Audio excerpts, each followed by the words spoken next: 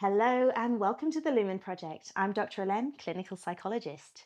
Today, I'm really excited to be joined by Luna. I had the pleasure of attending her workshop where we did some authentic relating, some Tantra inspired activities, and it was just so amazing. I loved it.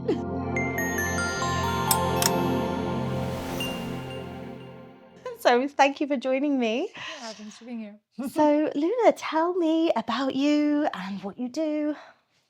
Yeah, so I'm a bit of a mixed modality kind of person. Mm. I've been working with sexuality for, I don't know, I think like 15 years now. Wow. And then, first it was a bit more unconscious, then eventually going into more conscious sexuality and relating.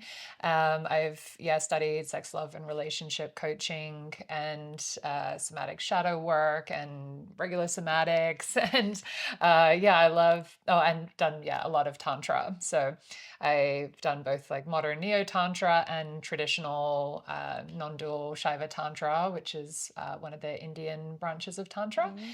And I like to kind of bring these all together. Like my focus is love and liberation. So liberation personally and collectively, and how, the way that we show up in relationships and the way we show up in our sexuality, how that also reflects like greater patterns. Interesting. Yeah.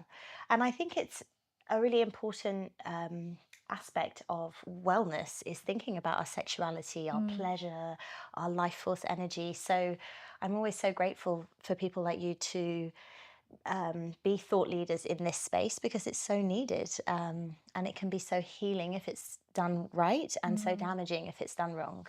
Yeah, exactly. And that's why also the last years I've also been focusing on helping teach more teachers, and especially, with higher level of ethics, because unfortunately in the Neo Tantra world, there have been a lot of controversies and cults. And, there's kind of different reasons why people get into working with conscious sexuality. For some people, it's quite selfish and it's more just like they like sex and they want to be around sex all the time. But for a lot of us, it more comes from our own wounded healer, where we've really struggled in this area and gone through a lot of the underworld journey of Mm. working with our own sexuality and relationships. And then it comes out of really wanting to help other people, knowing how hard it can be when you're struggling in that area, and how healing it can be when that is transformed. So that's a big part for me, was just really my own journey and really wanting to help other people and seeing how much people suffer in this area. Mm. But yeah, it's quite hard because it is still very heavily censored and regulated, and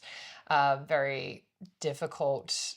Like, here in Thailand, for example, you have to be very careful about language you use, or people have very different ideas of what it means to be working with conscious sexuality than the reality of it. And Yeah, it's very definitely. hard. Yeah. And I think we have this perception that in Thailand it's, raucous, a lot of sex Mm. workers and really dark things. But actually, Thailand is quite conservative. And Mm. I think there's this feeling of just wanting to shut down anything sex because it's taboo. But Yeah. actually, I like the work you're trying to do, or at least the impression I get, which is about it can be sacred, it can be beautiful, it can be part of the tapestry of life. It doesn't need to be this awful, like sinful thing. Yeah, exactly. And, I'm really an advocate for like everyone finding their own truth about how they want their sexuality to express. So for some people working with me, they're celibate and they're working with their sexuality just purely as an inward focus.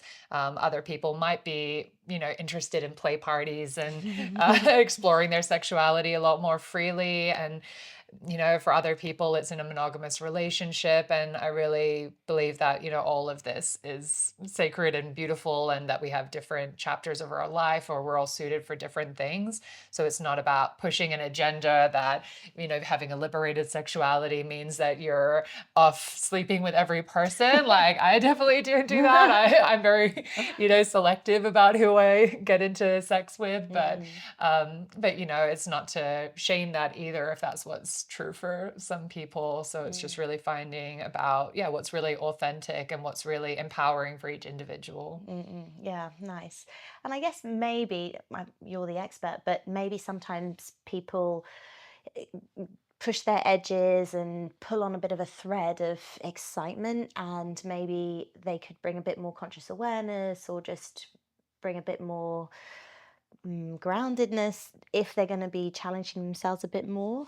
Yeah, I think a lot of people are kind of reenacting either codependent patterns or maybe past trauma. And so it's really important to be super aware of what's our underlying intention, what needs are we trying to meet. And, a lot of Tantra is very focused on solo practice. Like when people hear the word Tantra, they often think of like partnered practices, but the true tradition is mostly a solo path, and it's about like radical honesty with yourself. It's about like transforming your inner world and outer world. And yeah, with that comes, yeah, being radically honest about where am I trying to get validation or try to gain power or being manipulative or just playing out trauma patterns in the way I'm relating with other people, and how can I get really in alignment with myself. So then my sexuality is expressing as a really pure, creative, life force, beautiful energy that creates more beauty in the world rather than destructive patterns, because it Mm, is a very powerful force. And that powerful force can manifest in ways that are destructive or beautiful and life giving. So yeah. we're trying to refine it and get really clear within ourselves so that it can be expressing really beautifully. Nice. Yeah. And it's making me think about a close friend of mine who has recently gone through a separation. And I think there's been like a wound or a gap. And she's been really trying to fill that gap through sex and like feeling good. But I think now it's reaching a stage where it's maybe creating more emptiness. Mm. So that sort of quick fix of having the thrill is now almost creating its own wound or its own problem. Yeah, exactly. And that's, the constant issue we see is that people, and that's why, this also gets often very misunderstood about the point of doing the work, Mm, because like it is empowering in a way, but if we're not having that aligned with like really good values and ethics and yeah, that self-awareness, then it does start to distort and it will cause a lot of drama in our life. So really, if we are in alignment with our sexuality, it should just be bringing more loving connection. If it's bringing lots of drama and lots of tension and lots of tears, and then that's usually a sign that there's something a little bit off that we could be looking at. yeah, yeah.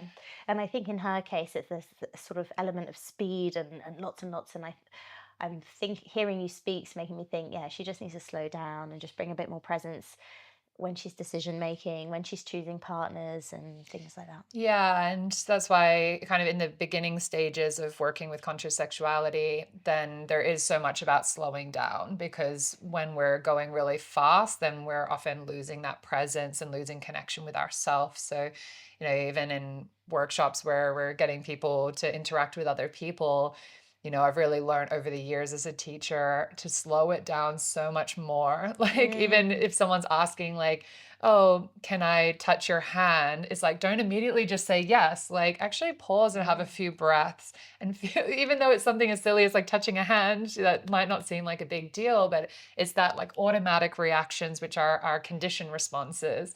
So the more that we learn to kind of pause and feel and take a breath, the more then we're actually making a choice and choosing how we want to respond and what's actually in alignment. mm, So we need to slow way down at first, and then, later down in the path, we can go into more intensity and really challenge ourselves with more kind of wild expressions and staying present within that wildness. But initially, for especially just the modern human in general, is just going way too fast Yeah, yeah. and there's way too much going on all the time. So we need to just really create the space to cultivate that level of Mm. presence. Yeah. And I think sometimes when we're in our mind, we're goal driven, like, I want to touch here, I want to have an orgasm, I want to, Mm, but it's like stopping to listen to the body.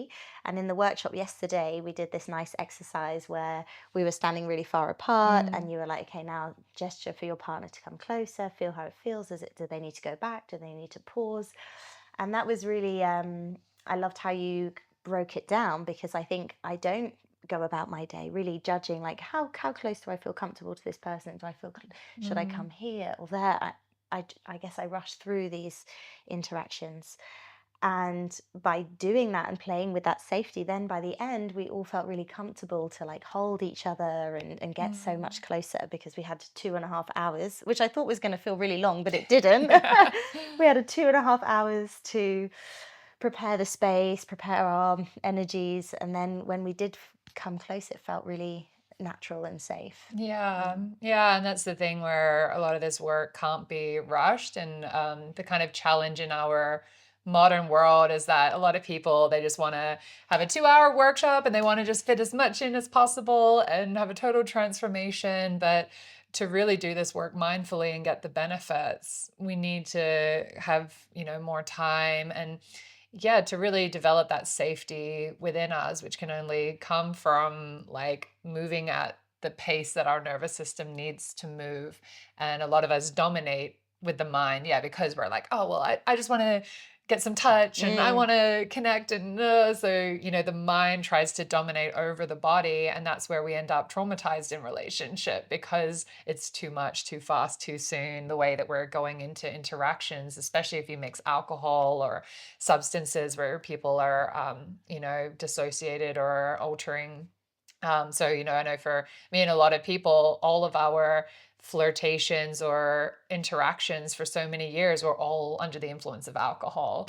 And, then you're not able to really feel your intuition. You're not able to really feel into your body and really go at the speed that you need to go because of that alter. So that's why these spaces, we're very strictly sober, and really making sure people are being intentional and learning to get past their inhibitions. Yeah. That, Without using substances to yeah, reduce their inhibitions. Yeah. exactly. Nice.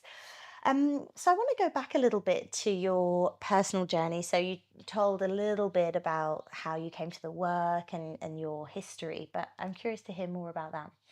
Yeah, so I very young actually got into working in the adult Mm-hmm. industry. I was working as a stripper mostly, Mm. and it was kind of funny because I was the awkward virgin in my group.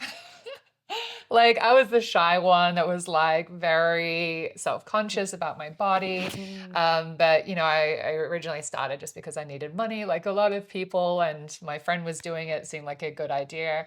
And I started having a sexual awakening through doing this work, through dance, especially exploring my sexuality through movement, and in like lap dances and stuff. So it was really beautiful to start actually seeing myself as an erotic being and getting in touch with how I express myself through dance. How long And did that take? Sorry to interrupt, but mm, did that take a what? Like, did you feel you were forcing it in the beginning and pushing past, and then you found your sexual energy and your empowerment? yeah, like at first, yeah, I was drinking a lot and was kind of in this party phase and, very awkward. Because, also I didn't have much experience with people sexually. So I was just kind of figuring it out. I mean, I was a dancer growing up, so I already was comfortable with dance. So it was just about translating that to a more erotic environment. And yeah, it helped. At one point, I got a stomach ulcer and I actually couldn't drink. So I had to work sober. And that really helped me also to start bringing more consciousness to it. And yeah, it was a slow process over years. Also, in this industry, you have some really lovely people who are just so caring, but obviously, you get some assholes that are very rude. And, there was a lot of at first taking it personally and making it mean something about me if I'm getting rejected or if I'm not making money. But eventually you start to learn that actually so much of how people treat you is a projection of their own inner world, and to not take it personally and to actually feel sorry for people if they're spending their Friday night going into a club and being mean to the dancers. It kind of reflects a lot more about them than it does about me if that's the way that they're behaving. So Mm. there was actually a lot I learned about boundaries and like a deeper sense of self-confidence and connection to my eroticism that wasn't actually, so much reliant on how the people would treat me or how they would look at me. Yeah. Um, Yeah. And I yeah. guess in general, we probably maybe worry a bit too much about what other people think about, and especially in a sexual and very intimate Mm. setting, we might be a little too focused on the other person, and maybe it's about reclaiming that and being more in the flow and more embodied. Yeah, because that's the thing. So many nights just dancing all night, I had to find my own enjoyment with it, regardless of if people were interested in buying a dance from me or not. So I actually was processing a lot of my emotions through dance.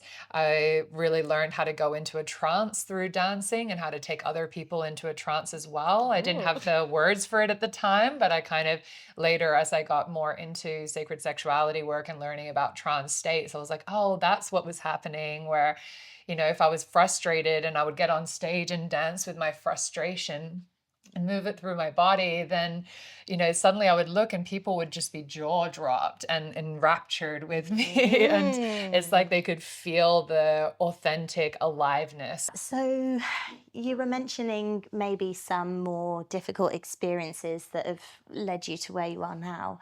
What kinds of things, if you feel comfortable sharing, have shaped your work? Yeah, so I guess I had pretty typical, I guess, like light trauma stuff from growing up of, my first few sexual interactions being like not fully consensual. And yeah, as I mentioned, I was on a lot of drugs and alcohol. I had severe depression growing up, so I was quite suicidal.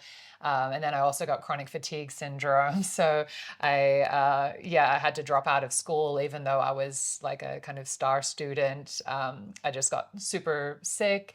And yeah, then I just found over the years, then when I was trying to be dating, I just would completely go into freeze responses. I wouldn't know how to communicate my needs. I kind of lend into BDSM and being submissive as a way to kind of be like, I don't know what I'm doing, and just you do whatever you want to me. Even though, I still enjoy submission and BDSM now more consciously, but it was from a very unconscious kind of place of like, I don't want to take responsibility for my desires. I don't want to speak my desires. I don't have any boundaries. Like, do whatever you want to me. And that ended up in a pretty traumatic experience with someone as like a kind of one night stand thing of just having no boundaries and things going pretty bad. And yeah, so I ended up kind of realizing like, okay, maybe there's something in me that's the issue here if I'm ending up in a few situations that felt actually quite dangerous and just, yeah, not honoring and beautiful and nourishing. So I ended up, yeah, deciding to go celibate for some years. And during that celibacy, I came across my first Tantra workshop. And it was actually really beautiful because I'd seen a few Tantra workshops and I was kind of interested, but some of the people that were offering them, I wasn't really resonating with. But then there was this woman that I felt a strong connection with offering a workshop at a festival. And it was perfect because we were also learning how to transmute our sexual energy just within us and not with other people. And this was so beautiful because I was getting to that point in celibacy where I was feeling like a lot of tension and I felt like this really horny, like maybe I should just sleep with someone and just get this energy out. And it was really nice learning, like, actually, no, I don't need to just spread it with anyone just for the sake of it, just to release some tension. I can actually let it fuel me and let it Mm. make me feel more alive and vibrant, and just let it be for me. It doesn't have to be for someone else. And so that was super empowering and really helped me stay really grounded in myself and not just go into old patterns just because, I felt lonely or I felt horny or something like that. So yeah, that then started a bit more of that journey into exploring sacred sexuality and different practices for, yeah, learning to, yeah, just explore what sexual energy is when it's not necessarily in relationship with other people, Mm. or when it is in relationship with Yeah. other people. Yeah, and I guess it's easy for sexual energy to go, like to be given and to be lost. And Mm. if you can harness it, I guess that it's more reciprocal or nourishing, then you're not going to get depleted in the same way. Yeah, and because also a lot of, a lot of people now know about like the anxious avoidant and these kind of dynamics that play out. If we're not, really in connection with our own sexual energy and we're reliant on other people for it, it gets us into these really kind of toxic codependent patterns. We can end up like, we call it like leaky energy, where you're kind of unconsciously like having this energy that just makes other people uncomfortable because they can feel that there's like this sexual energy that's not really clean and clear, and it's just kind of spreading out. So it can come out in that way, or with like repression, and it comes out also in shadow with judgment. So if you're not feeling good in your sexuality and someone else is radiant and sexy and playful, then you'll be like, oh, they're a slut, or they're, Mm, how dare they? Because that's reflecting something that you've lost within yourself. So there's a lot of ways in which that distortion can play out depending on the person. And yeah, all of it kind of damages relationships in some form or another. So it's really important that we learn how to, yeah, come into right relationship with that energy. yeah. And hearing you speaks make me think about how it doesn't feel very static. It's sort of Mm, a dance, and maybe, okay, I try this, or okay, this doesn't feel right. And I know for me personally, like they say women come into their sexual like prime at 35. I don't know whether you agree with that or not, but for me it probably was quite true. I think in my early 20s I was a little bit maybe insecure, or maybe I wanted to please. I wasn't really fully in my body. Then my early 30s was all about having kids, where I felt very out of body, not very sexy at all. And then, yeah, I'd say around 35, I was like, oh, okay, I'm feeling this newfound confidence I've never had, mm. bit less societal judgment or religious kind of paradigms that have been limiting me, and now I'm in this new era of like, okay, well, what feels right for me? Yeah. Yeah, and this is what yeah, we find as well that there does seem to be like different ages between men and women, where men can kind of peak in their more extroverted sense of sexuality when they're younger, while women, it is more towards their 30s and 40s. A lot of postmenopausal women I know that are kind of doing the work say that actually their sexual prime is after menopause, because all that energy that's usually going into your menstrual cycle is now just freed up. Ooh. So, a lot of us think, because of the stories that society tells us, that like, oh, once women stop being able to have babies, then they're just kind of asexual and they're not interested Dried anymore. up and yeah. Yeah. And like, that's only true if people believe that story and if they let that be their reality. And a lot of women, they've just had so much unsatisfying sex throughout their life that, of course, at some point they're like, well, why would I bother anymore? It used to be to get attention or something, and I would do it. But, if it's not meeting their needs, then why would you keep bothering? But when people actually learn how to really enjoy sex, how to really ask for what they want, get what they want, have partners who are interested in their pleasure and want to support them to live their most expressed version of their sexuality, then it's just something that grows more and more over time. And you just learn to play with it and explore different facets of it. And yeah, just let it be a creative outlet. Like Mm, my branding used to be sensual artistry, because I was talking about it as an art form, yes. like learning to paint, and you can just become a better painter as the years go on. You can learn to explore your sensuality and sexuality and refine it and become more masterful and deepen into it Mm, over the years. So yeah, so much of this is a mindset, and really letting go of the conditioning and all the stories that we've been told about, especially female sexuality, which is like complete lies to control women. It's Yes. just blatant lies. Yes. Um,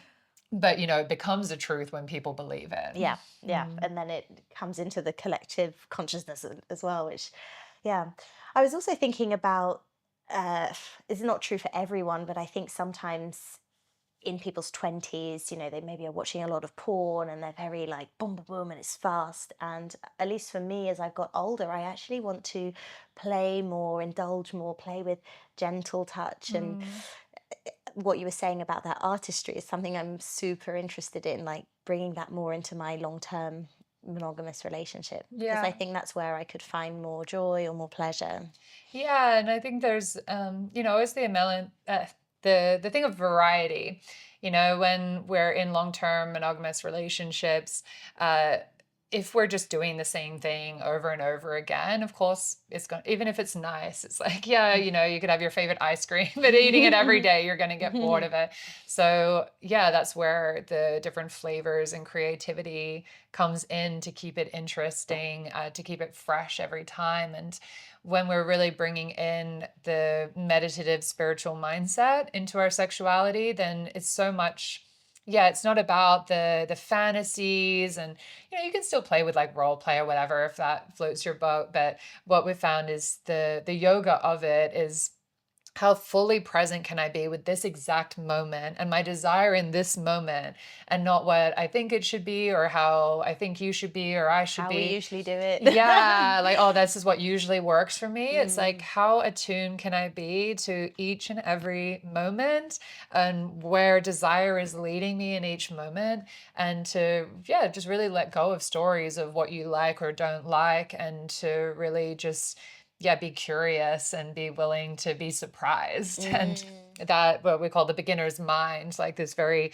childlike wonder of each moment being new and letting go of who you think your partner is and who you think you are. That's where some really beautiful transcendental kind of experiences can come from. And yeah. yeah, sometimes it's going to be really slow and just like, one of my favorite practices with my partner, we put on blindfolds and we're going into this soft, slow contact dance where there's no intention of trying to get towards an orgasm or trying to give pleasure. We're just letting ourselves just touch and be Mm, in this very meditative state. And it's so erotic, actually, when you're there just with full presence and with this slowness and softness, and just really seeing how deep you can feel rather than it being about more mm, intensity, more orgasmicness. It's just like, wow, like how deeply can I feel like the tiniest little touch on my mm, face? And can I let myself fully be there in that mm, moment, rather than, yeah, it needing to be all extravagant. And mm. I love that. yeah. And I think one thing I got from your workshop yesterday was also how we can meditate with somebody else. Mm, Because I know for me, maybe others as well, it can be hard to have that regular mindful or more meditative practice. mm, I guess I have the intention of sitting down and meditating. Do I do it? Not so much. But if I can bring presence to a connection, then it's like makes the connection nourishing, but also I'm in my body. That person is mm. facilitating me being in the present.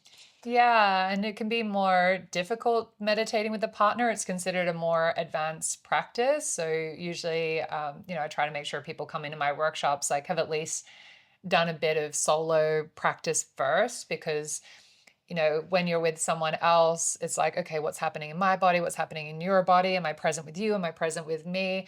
And that makes it even more of a powerful practice if you can be fully with yourself and someone else, and the dynamic in between you, like it's very potent.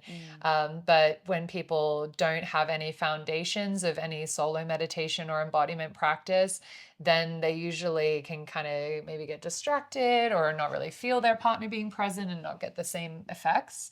So, yeah, but it's a beautiful way to practice and to deepen your practice together. Like my husband and I, at least once a week, we have our intimacy yoga practice where mm, we come, and no matter how we're feeling, it's not about coming to the practice and you're horny and you're ready to go. It's like whatever is alive. So, some weeks it's like we're crying and we're just being really present with each other in what tension or frustration or grief that we're sitting with. And then other times it's really beautiful. Sometimes it's cute. Sometimes it's playful. But it's just, yeah, really creating that space to be fully with each other and fully just allowing your partner to be exactly how they are, allowing yourself to be exactly how you are, and then seeing what happens when you bring your bodies together and just create that little bubble of consciousness. Yeah.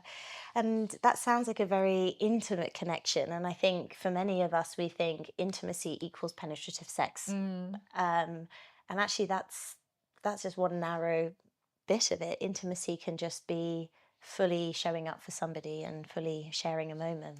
Yeah, and I mean, in Tantra, we talk about intimacy with life. So Mm. it's not just, intimacy with other people, but how intimate I am with life is how much I'm willing to be penetrated by the moment, like, which involves then the senses. Like, am I fully smelling and feeling and touching and tasting and like letting life in? Like, am I penetrated by the breath? Am I breathing full and really letting life in?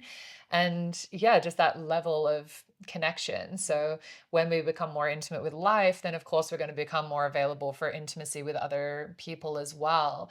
And yeah, so yeah, we have meditations for going into more receptivity and how can I like really open my body and really receive life rather than always being doing focused and outward focused with our energy. It's this inward polarity that's about like how deeply we can feel and be present. Yeah, yeah. And I think for somebody like me, like a busy mom working, running around, like I need to create more space for that because Mm. I think about, I don't want to, but I just end up being like, okay, wake up, do this, do that. Okay, I probably should have sex. And just Yeah. tick, tick, tick. And just, yeah, just taking those opportunities to breathe, be penetrated by life. I like that. Yeah. Yeah, and it's just so nourishing. Like, Mm, I often say like the intimacy with life is just a breath away because it really is this inner stance. So it's like you can just be sitting waiting for your food to cook. And if you just bring that mindfulness and you say, like, okay, how can I be more intimate with this moment? how can I smell the smells? And Yeah, you just like breathe a bit deeper, you drop your awareness in, you feel the sensations, you move your body a little bit, and suddenly something so mundane like just cooking your food or waiting for a bus or something can become like a really beautiful, sacred, yummy moment that just nourishes you and fills you up. So much of the practices that we do in Tantra are leading us into, these micro meditations, and then eventually it just becomes more of your default state that more often you're feeling intimate with life and connected and conscious and present. And then it becomes more just like small moments of numb and disconnection over time. But, that takes kind of disciplined practice over years. I've been doing this like 10 years now. So it's like, okay, now like most of the time I'm feeling really like in the flow and in the moment yeah, and connected. And, but then there are some little times in between, of course, that we all have where we're losing that yeah, presence. yeah, And that's all part of the dance. yeah. Nice. I love that. So I was curious, how do you help your clients or people who come to you for support? Yeah, so I have studied so many different modalities because I find, I like taking really holistic view. So for example, if someone comes to me and they're, struggling with feeling more pleasure or they struggle to orgasm, there's of course specific techniques that we can do with sacred sexuality of like pleasure practices and, working with their breath and stuff. But then we're also looking at like patterns of shame, patterns of numbing, even things like our diet, because that's why I've been like more interested now in like the food somatics and, noticing how that affects us, like what we're eating. Yeah, so it's so personalized what I do, Mm, but I wrote a book that's called The Liberated Sensualist, where we're going through kind of like a more generalized pathway of what it takes for most people. mhm, So I have it in 3 stages, and like the foundation stage is when people are kind of coming out of numbing, they're coming into learning to connect with their breath and their sensations. Oh, sorry, that's the Aircon. aircon makes crazy sounds It's sometimes. okay. I just was just checking it wasn't like the mics or something. That's fine. Okay. That's fine. Yeah, I don't know if it's going to be Do you picked want up. to start again with the take it from the top about your book or? Yeah. It's calm down. Yeah, it's super annoying. I always want to have my AC on while I'm recording, but then it just starts making this high pitched sound. Okay. Yeah, so I wrote this book called The Liberated Sensualist, which is really laying out one potential pathway for people from going from the typical kind of state of numbness and disconnection into ecstatic union with life. And, each person's different, but there are some general stages. So we have like the foundation stage where people are learning to connect with their breath, do, basic somatic meditations, getting in touch with their sensations more, getting in touch with like how they're touching their body, and kind of also getting the general framework and philosophy. And then we go into the underworld, which is where there's more shadow work and more energy body practices. So in the underworld, there's kind of a mix of going into, yeah, like our traumas and our conditioning and our patterns, but also gaining the tools for empowerment. So how do we start connecting to our orgasmicness and working with the energy body, like Kundalini and things like this. And then the third stage is where all that starts integrating into like a more devotional practice with life. So yeah, there's like different tools that people need at different stages. And often people can try to rush. They want to go from 0 to 100 Tell and me they want how to to go. have a great orgasm. Yeah, they're like, get me straight away to the sex magic orgasm Yeah. practice. It's like, if you try to jump, then you often can end up really dysregulated and, having this like expansion and crash. So setting like good foundations is really important to make sure, in the old days, you would have like this initiation pathway where there would be like a whole year that you're just doing these like yoga and meditation practices, and then then you can start learning these other tools and you would have a guru guiding you. But in our modern world, people are just kind of figuring it out themselves and just doing random workshops here and there, which it's amazing that we have access to so much, but we can skip steps that end up making us really destabilized or bringing other problems. And then we kind of have to like backtrack and go back and go heal some of the stuff because we kind of skipped some steps. And Yeah. yeah. So on that note of maybe rushing past certain important steps, do you have any examples or maybe common things that people get wrong when they're trying to maybe have better orgasms or better sex or yeah. Yeah. Um, yeah, I mean, especially in our like modern workshop world, we're talking about this like the need for slowing down first before you go into the intensity. Like, it's obviously sexier and funner and stuff to want to go straight into doing like really intensive breath work and energy work and all the like Kundalini body work practices, which can really open your energy body. If you don't have like the good foundations first, then like for some people it works really well, but for some people they actually feel worse afterwards, and then they have like all these emotions coming up and they don't know how to handle them. So we really do need at first to do the more boring Yeah, I was just going to say, it sounds like practices. hard work. Yeah, which No is one like, likes hard work. yeah, like learning some basic like somatic meditation, doing some more gentle breath work.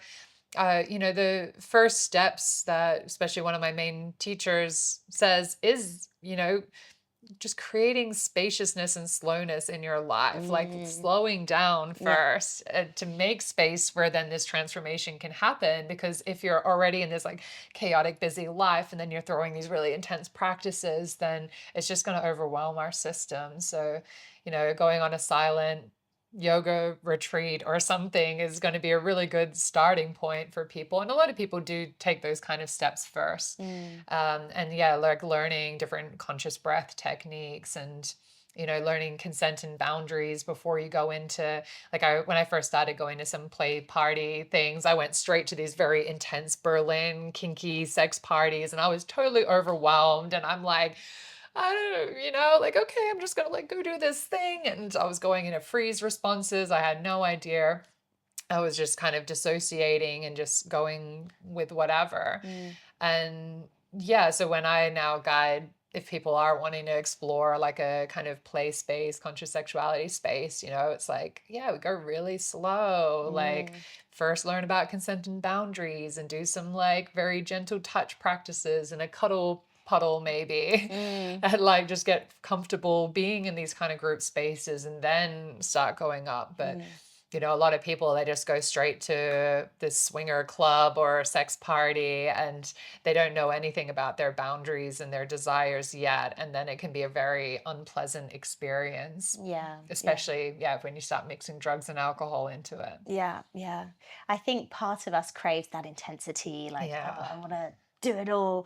But one thing I got from the workshop yesterday is I thought going in 2.5 hours was going to feel long, but because everything we were doing, although subtle, it was like new. And Mm. I had a new appreciation for these very subtle things. So actually, it was interesting and didn't feel like hard work. Yeah. And, the more I've been in this work, the more I'm like, like even doing like a pleasure practice, before I used to be like, okay, do a like 15-minute pleasure practice or do like a 30-minute one and just like get it done. And now I'm like, I need at least an hour. I want to like go super slow to like drop into it, like a deep presence first and then very slowly build up into Mm, touch and then start bringing some more intensity and mm, breath and kind of having like this wave that then comes down. And yeah, just the more I've really learned the value of the slowing down, the more I'm like, yeah, like I want to take my time. I mm. don't want to just rush as much stuff as possible. Like, it's a very capitalistic kind of mindset that a lot of us are entrenched in, which is actually the opposite of living erotically. Like, Yeah. if we want to be living a more sensual erotic life, like that involves, yeah, just enjoying spaciousness, enjoying time to just feel and be and to have no Mm. agenda and to be Yeah. able to just enjoy being for the sake of being and not need to achieve anything. Like, Yeah. as soon as we start bringing all these goals and agendas and like, I need to have 10 orgasms or otherwise I'm a failure, or I need to go to this party and kiss 3 people, otherwise I'm a loser. Like, Mm, all these goals, like that's the opposite of eroticism mm. actually. Yeah. So, And for yeah. some reason, although it's tenuous, it's sort of making me think about Christmas. I think like for a lot of people, the build up, the lead up to Christmas is the best, the twinkly lights and having a mulled wine and all the build up. And Christmas is just a day and actually sometimes there's too much pressure put on Christmas. Yeah. It's kind of making me think about that of enjoy the whole journey. It's not Mm. really about the destination. Like Christmas Day is often not the best day. The same as Yeah. like having penetrative sex. It's not always the peak of it all. It's the whole thing if you can embrace it. Yeah, for sure. Yeah, we talk about like pseudo eroticism is often when we're like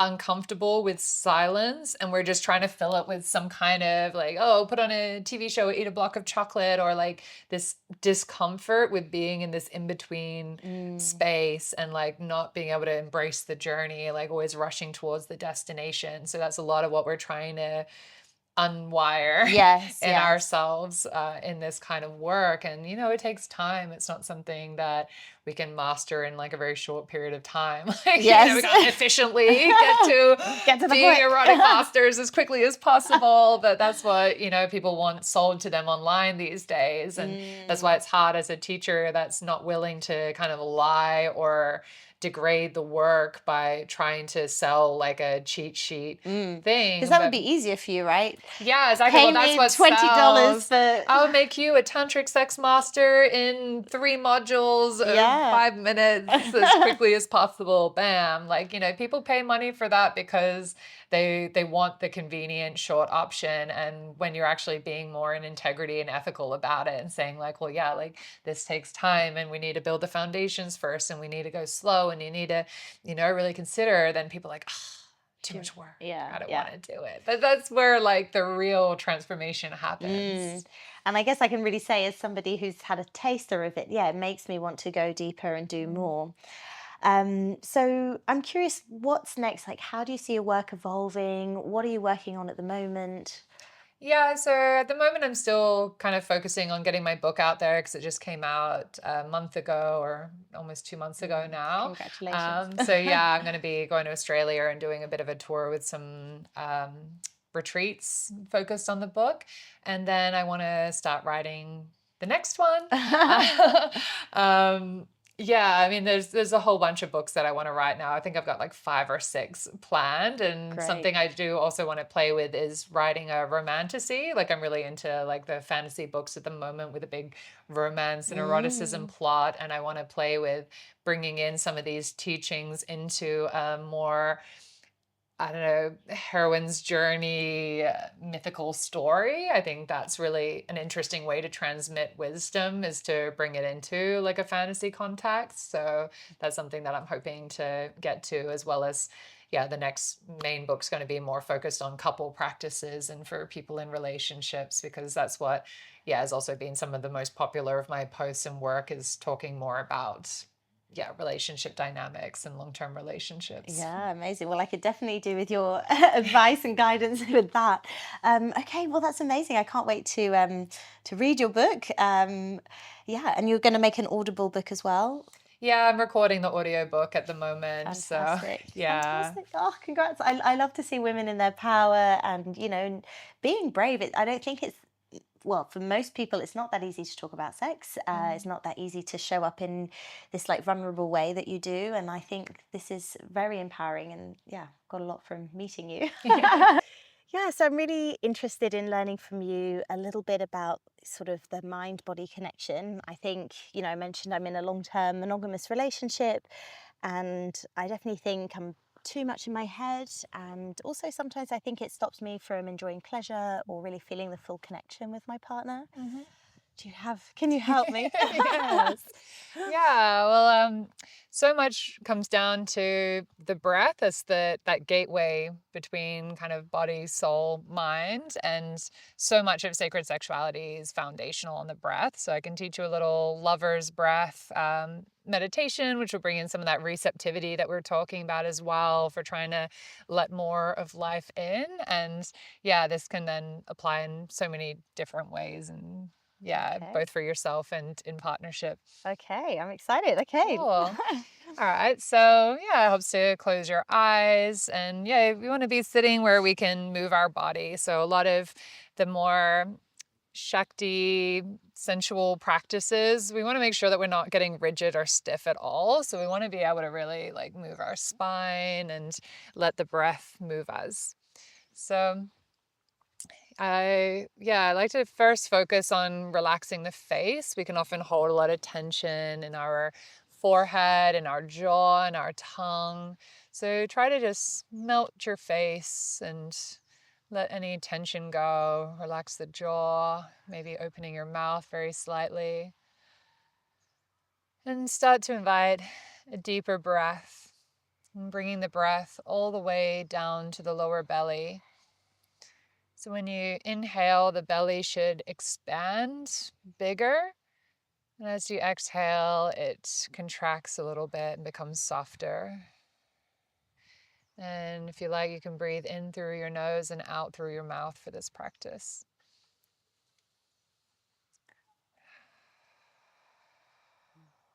And then start to let the spine move with the breath. So as you're inhaling, maybe you arch a little bit forward, your hips move a little bit. And as you exhale, you rock back.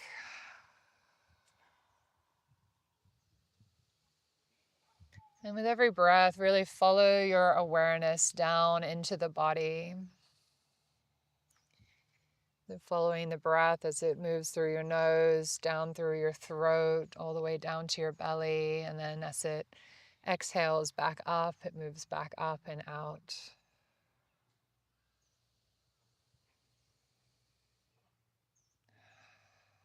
And start noticing the sensations in your body, in your pelvis, in your hips. It can help to add a very slight squeeze of the pelvic floor on the inhale and relax the pelvic floor on the exhale.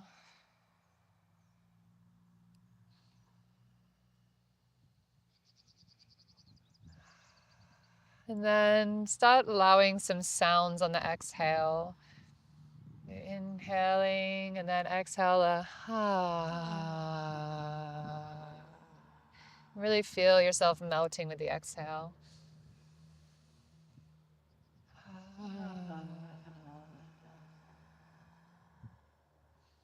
You're letting your body sway and move how it wants to, letting the breath guide. Let your head also move with the spine. And now try breathing in a way that feels like the breath is a lover. So, how would you want a lover to be entering you at the moment? Would it be slow and soft and gentle, or would it be a little bit more intense and forceful? So, try to find pleasure with this act of breathing in and out.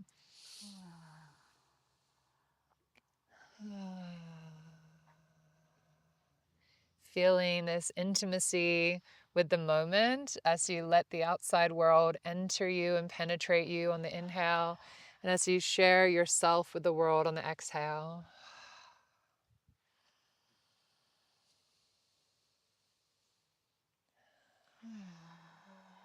See if you can feel this boundary between outside world and inside world merging and blending.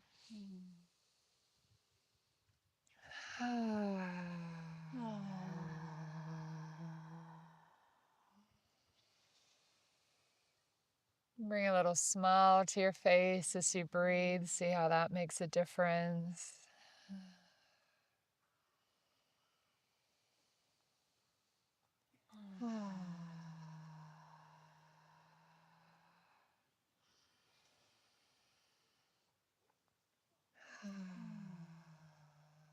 With every inhale, feel the sensations of your body, feel the moment. With every exhale, surrender and let go and melt a little deeper into the moment.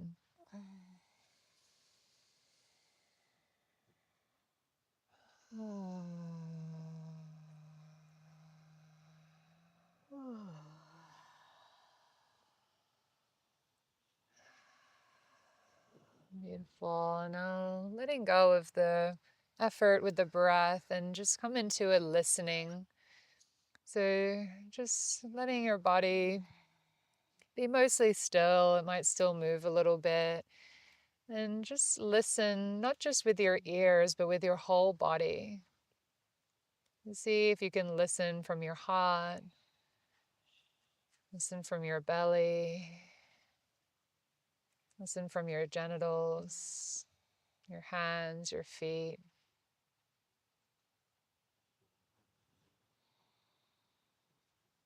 Feeling the temperature of the air, feeling the rise and fall of the breath,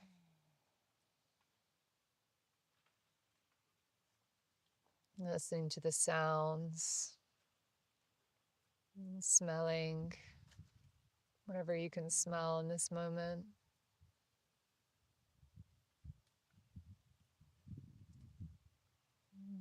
Just inviting a sense of intimacy and connection with the whole world and your body in this moment.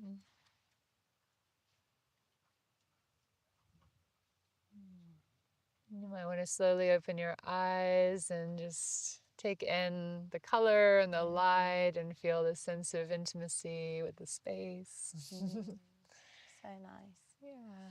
Yeah, everything feels a little bit brighter and more beautiful.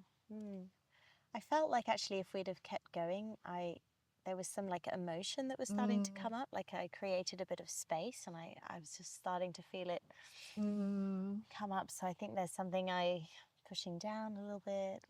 Yeah, and this is the thing in sacred sexuality.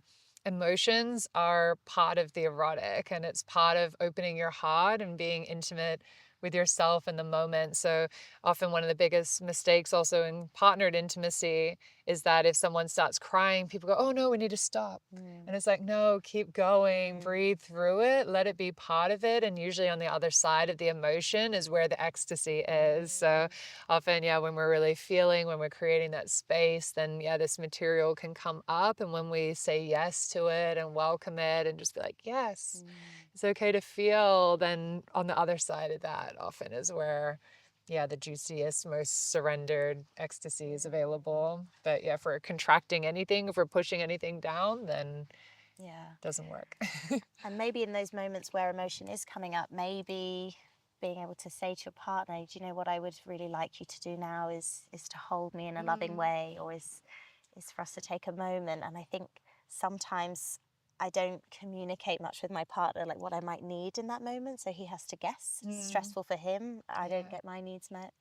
And you spoke a lot about that yesterday, which I really took a lot from, is maybe asking, or first maybe thinking, okay, what do I need now? Mm. What might help me go deeper into this experience? Yeah, for sure. And there's also, yeah, just a trust in, trust in yourself to hold your emotion, trust in your partner to hold their emotions, and then trust in the container that you're creating. So, yeah, like, and it can come from desire as well. So it's like if you're feeling that emotion coming up, just like, oh, I want you to just like hold my heart right now while I let these tears flow. And it's Mm, like, that's so beautiful rather than like, oh no, I'm crying. Oh shit, sorry, it's not about you, it's mm. about me, and getting in the mind about it. Mm, It's just like, yeah, like I said, like, yeah, I'd really love if you just held me right now and rocked me as I feel these feelings. And it's like someone that's your partner is like, I can do that.